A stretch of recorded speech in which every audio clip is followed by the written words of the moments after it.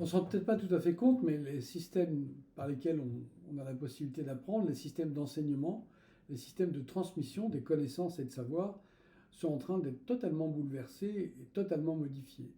On se rend bien compte, chacun peut se rendre compte que dans la journée, on est tout le temps en train d'écouter une intervention, une conférence, de scroller, d'écouter un podcast, d'écouter des petites bêtises, simplement des gens qui parlent. Et puis petit à petit, de quoi est-ce qu'on se rend compte? On se rend compte que de toute cette connaissance que nous apprenons, que nous entendons, on ne retient que le savoir qui nous concerne. On retient que ce qui nous concerne directement, parce que ça forme savoir.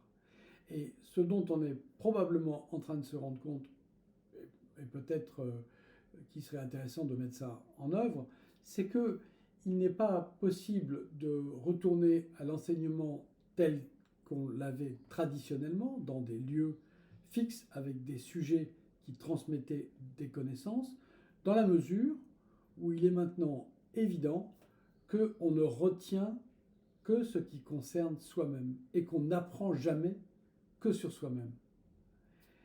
Et à partir de là, peut-être que quelque chose pourrait se mettre en place d'un enseignement qui serait à la fois organisé par la transmission de connaissances et la mise en place d'un savoir. Et ça pourrait être probablement quelque chose qui serait de l'ordre du récit.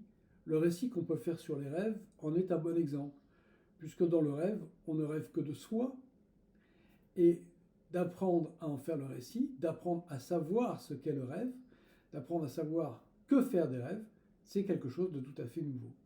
Il est probable qu'on va vers quelque chose de cet ordre-là. De cet ordre-là. Puisque le rêve vient nous dire qu'il y a un ordre et qu'on n'est pas tout à fait conforme à cet ordre puisqu'on rêve, comme on fait un lapsus, comme on fait un acte manqué. C'est la même chose. C'est une formation de l'inconscient qui vient en quelque sorte nous rappeler à l'ordre de notre vie en disant attention, c'est pas exactement ça qu'il te faudrait faire. Et on rêve. Et on se dit mais alors qu'est-ce que ça veut dire ce rêve? Eh bien justement, apprendre à déchiffrer les rêves de cette manière-là, c'est ce qu'on propose à l'Institut du rêve.